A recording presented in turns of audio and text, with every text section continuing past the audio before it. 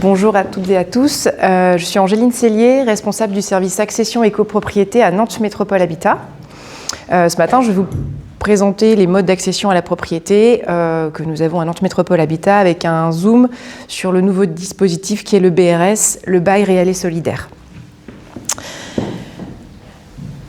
Alors un petit mot sur Nantes Métropole Habitat, le bailleur de la métropole, bailleur historique créé en 1913.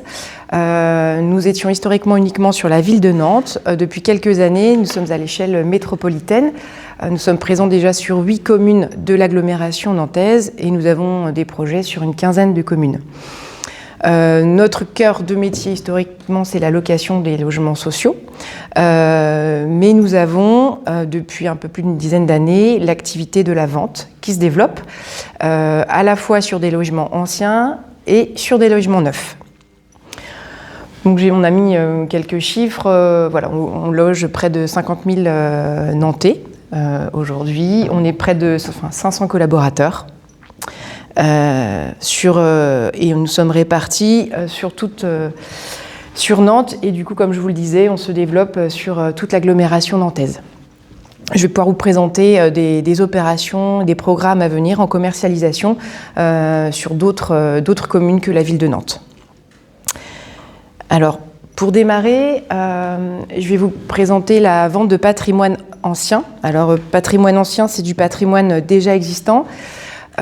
C'est quelque chose qu'on pratique depuis 2013 à Nantes Métropole Habitat, c'est-à-dire qu'on cible du patrimoine existant, des immeubles, sur la ville de Nantes.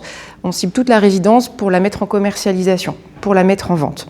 Aujourd'hui, on a à peu près une quarantaine de résidences sur la ville de Nantes, à la fois des appartements et quelques maisons. Ce n'est pas la majorité, mais on a quand même quelques maisons qui sont proposées régulièrement à la vente.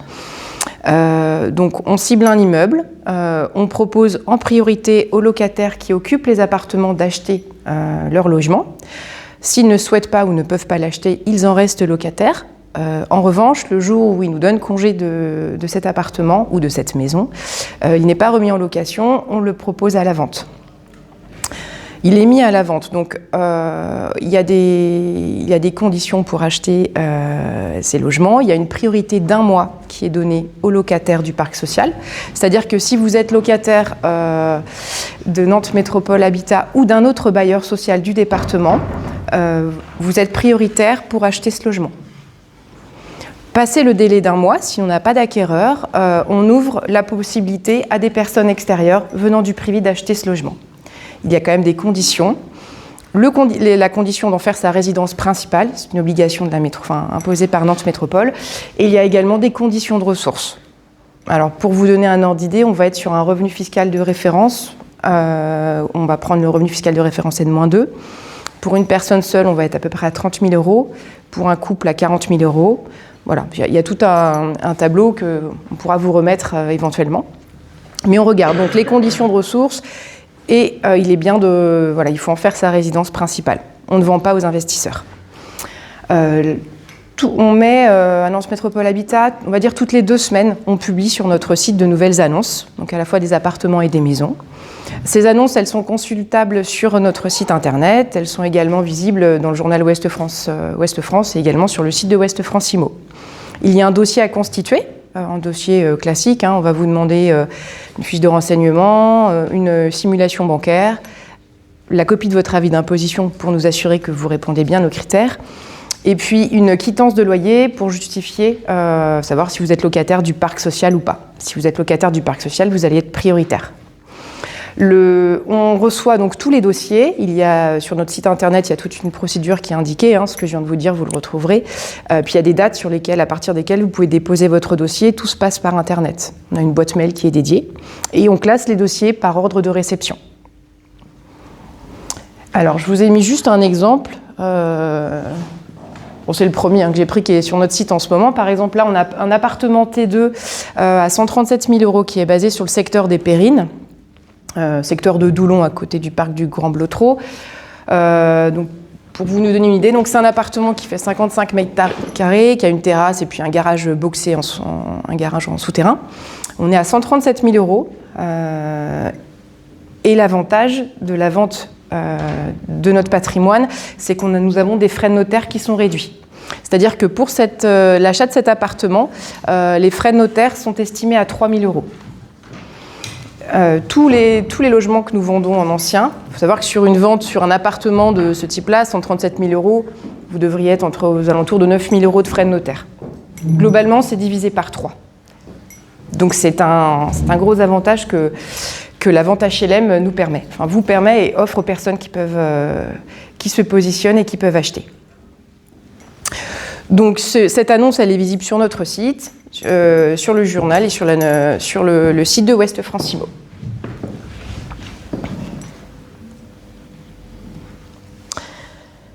Le second dispositif, donc là c'est la vente en PSLA, là nous sommes sur des logements neufs. C'est un dispositif qui va s'éteindre sur la métropole de Nantes. Aujourd'hui, en ce qui nous concerne, on livre notre dernière opération là, en 2026 en PSLA. Donc PSLA, c'est prêt social location accession. C'est un dispositif qui va exister encore sur d'autres territoires, mais en tout cas sur la métropole, il est voué à s'éteindre. Donc c'est la commercialisation on vend des logements neufs. Il y a 2 phases en PSLA. Il y a une période de location, c'est-à-dire que vous allez occuper le logement en tant que locataire. Vous avez une période qui va de 6 mois à 2 ans, pendant laquelle vous allez un peu tester l'appartement et votre capacité à rembourser un prêt bancaire. Passé cette phase locative, vous allez pouvoir en devenir propriétaire. C'est à partir de ce moment-là que vous allez faire votre vrai prêt bancaire. Vous allez chez le notaire et vous allez signer votre acte de vente. Pendant la phase de location, vous allez avoir une part locative et une part acquisitive. C'est-à-dire que vous allez verser une somme, mais il y a une petite somme qui sera mise de côté et qui sera déduite du prix de vente. Le PSLA donne droit à une exonération de la taxe foncière pendant 15 ans. Ce qui n'est pas négligeable, puisque quand on devient propriétaire, on est redevable de la taxe foncière et c'est conséquent dans un budget. On est globalement aux alentours de 1 000 1 200 € généralement. Donc vous en êtes exonéré pendant 15 ans. En contrepartie, les logements vendus en PSLA, vous avez une obligation d'occuper ces appartements. C'est également de la résidence principale. Tout ce que je vais vous présenter ce matin, de toute façon, on le vend uniquement pour de la résidence principale. Vous devez au minimum l'occuper pendant 5 ans. Il n'y a pas possibilité de le mettre en location pendant 5 ans. Et pendant les 10 premières années, vous êtes encadré sur la revente. C'est-à-dire que si vous voulez revendre le logement que vous achetez, vous ne le faites pas dans les conditions que vous voulez, ni au prix que vous voulez. Voilà, c'est un encadrement. Au-delà des 10 ans, vous êtes libre sur la revente. Donc la dernière opération qu'on livre cette année, elle est ici, c'est Fuji. On a 27 logements en PSLA, on a une douzaine de logements qui ont été livrés la semaine dernière et les derniers seront livrés en décembre prochain. Si vous faites des recherches, c'est des choses que vous pourrez retrouver sur d'autres, même au niveau régional, que vous pourrez retrouver ailleurs, mais en tout cas sur Nantes, on est vraiment sur les dernières opportunités.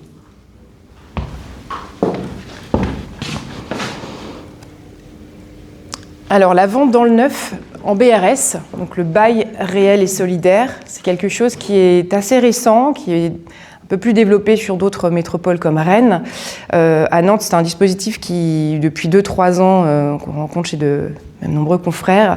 Et à Nantes Métropole Habitat, on a à peu près une dizaine d'opérations en cours qui sont en commercialisation et qui vont sortir de terre à partir de l'année prochaine. Donc c'est un nouveau dispositif qui permet de réduire le prix d'achat.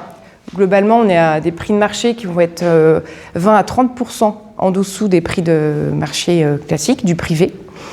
Et c'est grâce à une dissociation, c'est-à-dire qu'on dissocie le foncier, le sol, de l'appartement. Vous allez acheter les murs de votre appartement, mais pas le sol.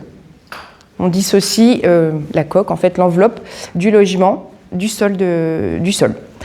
Le terrain est acheté par un organisme foncier et solidaire, donc en Loire-Atlantique c'est Atlantique Accession et Solidaire. Il reste propriétaire du sol sur une période durable pour toujours. Vous en revanche, vous êtes propriétaire de l'appartement. Vous devenez propriétaire et en contrepartie, vous versez tous les mois une location pour le sol. dont vous n'êtes pas propriétaire. C'est ce qui s'appelle la redevance. La redevance, aujourd'hui, elle est de 0,82 € par mètre carré. Pour vous donner un ordre d'idée, si vous achetez un appartement T3 qui fait 60 mètres carrés, la redevance, elle sera de 49 € par mois. Entre 49 et 50 € par mois, vous en serez redevable auprès de l'OFS pour la location du sol. Vous n'hésiterez pas si vous avez des questions. J'essaie d'être claire, mais c'est un dispositif qui n'est pas simple. Alors, les conditions pour acheter en BRS, donc comme tout à l'heure, il faut respecter les plafonds de ressources. Sur Nantes Métropole, ça va être les mêmes conditions de ressources que j'ai annoncées tout à l'heure. On va regarder le revenu fiscal de référence N-2, pour une personne 30 000 €, pour un couple 40 000 €. Enfin, c'est l'occupation, c'est le nombre de personnes qui occupent le logement qu'on va regarder. Donc l'obligation d'en faire également sa résidence principale. Il ne faut pas être propriétaire d'un autre logement qui est susceptible de nous apporter des revenus, ou un autre logement dont on pourrait faire sa résidence principale. On doit conserver son logement en bon état d'entretien et donc s'acquitter de la redevance dont je vous parlais tout à l'heure, la redevance mensuelle de 82 centimes par mètre carré, des charges de copropriété, puisque quand on achète un appartement dans un immeuble, on prend le statut de copropriétaire et nous sommes redevables de charges de copropriété, et de la taxe foncière. En BRS, donc la taxe foncière, elle est due. Il y a un abattement de 30% sur la... On va dire, c'est une décision municipale. Toutes les communes ne l'appliquent pas, mais globalement, sur la métropole nantaise, il n'y a qu'une ou deux communes qui ne l'appliquent pas. Donc, ce qu'on peut retenir, c'est qu'il y a globalement un abattement de 30% sur la taxe foncière. Je vous ai mis deux exemples de programmes. Quartier République d'Aya, c'est notre première opération là, qui va être livrée d'ailleurs dans les prochaines semaines. On a 16 logements et on a une autre opération à Thouaré-sur-Loire, le Clos des Noisetiers. On a 12 logements qui seront livrés en 2028. Alors, pourquoi acheter un logement neuf en BRS ? Alors, donc, c'est un prix de vente qui est attractif. Comme je vous le disais, globalement, on est 20 à 30% en dessous des prix de marché. Donc, on a les avantages du neuf. On va être sur des normes qui sont complètement récentes. Les frais notaires sont également réduits. Vous pouvez retenir, là, sur les ventes qu'on a eues, les frais de notaire sont entre 3 000 et 4 000 €. On est sur des logements modernes et l'achat d'un logement en BRS ouvre droit au prêt à taux zéro. Pour 50% du montant, vous pouvez aller jusqu'à 50% du montant. Ça vous permet de vous constituer un patrimoine. Ça vous permet d'accéder à des logements sur une métropole, sur des espaces tendus, sur le prix de marché privé qui sont beaucoup plus chers. Donc ça vous permet d'habiter soit en centre-ville, soit dans des communes aux alentours.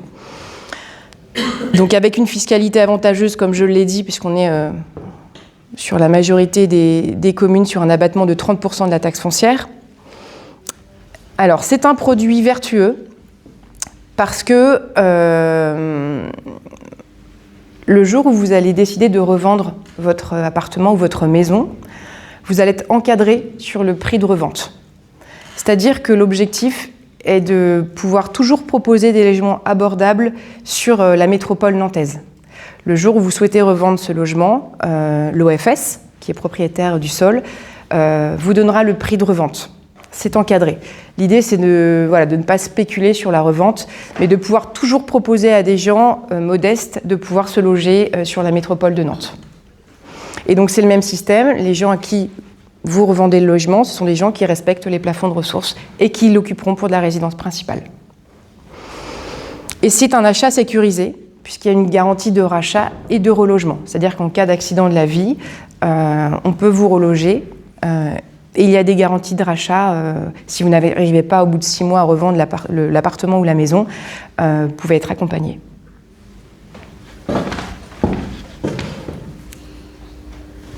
Alors là, je vous ai mis 2 exemples d'annonces. La première, c'est une maison T4 que nous proposons à Saint-Léger-les-Vignes.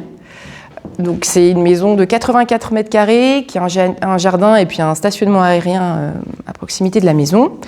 On a un prix de vente à 200 700 €. La redevance dont je vous parlais tout à l'heure, elle est de 69 € par mois. Et les frais de notaire sont estimés à 3 300 €. Donc ça, c'est une maison nous avons 2 maisons aujourd'hui. On lance la commercialisation. Voilà, c'est pour vous donner un ordre d'idée du prix pour avoir une maison de 84 mètres carrés sur la métropole de Nantes. Un appartement. Là, on est à Thoiré-sur-Loire. Donc c'est le programme Le Clos des Noisetiers. On a un appartement T2 qui fait 43 mètres carrés avec un balcon et un stationnement. On a un prix de vente à 143 500 € et la redevance locative par mois, elle est de 35 €. Et les frais de notaire sont estimés à 2 800 €.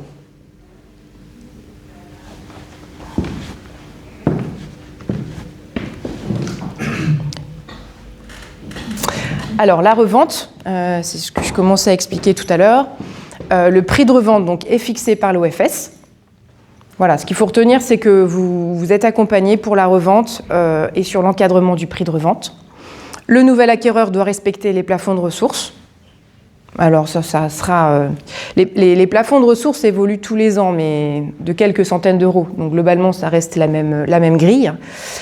Il y a la possibilité de valoriser le prix de vente jusqu'à 6 000 € pour des travaux de moins de 10 ans. C'est-à-dire que si vous avez investi dans une cuisine aménagée ou l'aménagement d'une salle de bain, vous pouvez les répercuter sur le prix de revente. L'indexation du prix de revente se fait sur l'IRL. Il y a une garantie de rachat, comme je l'évoquais tout à l'heure, par l'OFS sous condition de ressources. Si vous avez des difficultés à revendre votre logement, vous pouvez être accompagné. Et en cas de décès, vos ayants droit peuvent récupérer le logement sous condition. Voilà, il faut qu'ils soient eux-mêmes éligibles au dispositif du BRS. Alors, ce qui n'est pas valable pour le conjoint. Dans le cas de conjoint, n'est pas considéré sous les mêmes... on ne regarde pas ces conditions-là.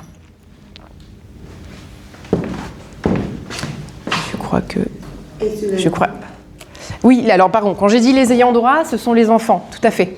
Voilà, c'est-à-dire que vos enfants, s'ils sont éligibles au dispositif du BRS, ils peuvent rester dans le logement, il n'y a pas de souci. Est-ce que la location du terrain oui augmente la redevance locative? Alors aujourd'hui, elle est de 0,82 € par mètre carré. Effectivement, quand vous signez un contrat de réservation pour un logement, elle est indiquée dans le contrat. Elle peut effectivement évoluer, elle peut être indexée sur l'indice de l'IRL. Voilà. Donc ça peut bouger de quelques centimes, effectivement. L'OFS peut revoir de manière annuelle cette redevance locative. Et si les ayants droit ne sont pas éligibles au dispositif Eh bien, ils le mettent en vente, du coup. Tout à fait, oui.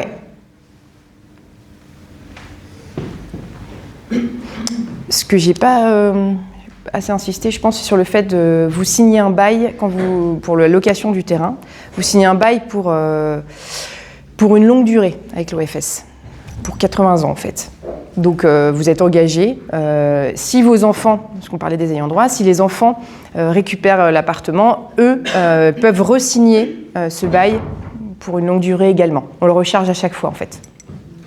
On est bien dans l'idée d'avoir quelque chose de vertueux sur le long terme et qui puisse toujours permettre aux ménages modestes de se loger sur la métropole.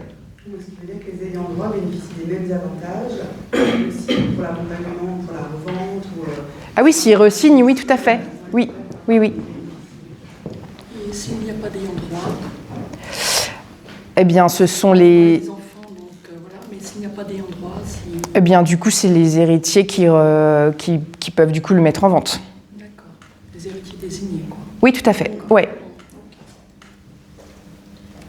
dans un bâtiment, il y a tous les logements sont pas BRS. Comment ça s'organise? Alors, ça dépend des opérations, ça dépend des programmes, tout à fait. Parfois, alors pour vous donner un exemple, sur Thoiré, c'est du mixte. Parfois, on a du mixte, sur Daya aussi. Ça dépend des opérations. Parfois, on va avoir un immeuble avec que du BRS. Parfois, il y a une mixité. Ça dépend vraiment des opérations. En tout cas, on est quasiment toujours en copropriété. On est globalement, ouais, on a... alors, hormis les maisons à Saint-Léger-les-Vignes, l'idée c'est qu'il n'y ait pas de charge de copropriété, mais pour les autres, ouais, globalement, on est toujours en copropriété. Je vais remettre...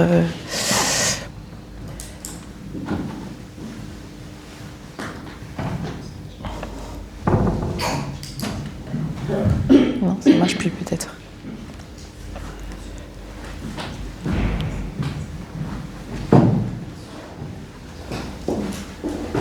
Je voulais vous remettre, mais j'ai plus l'autre opération. Oui. Ah oui, moi sur ma prise, ouais, on va être sur les questions si.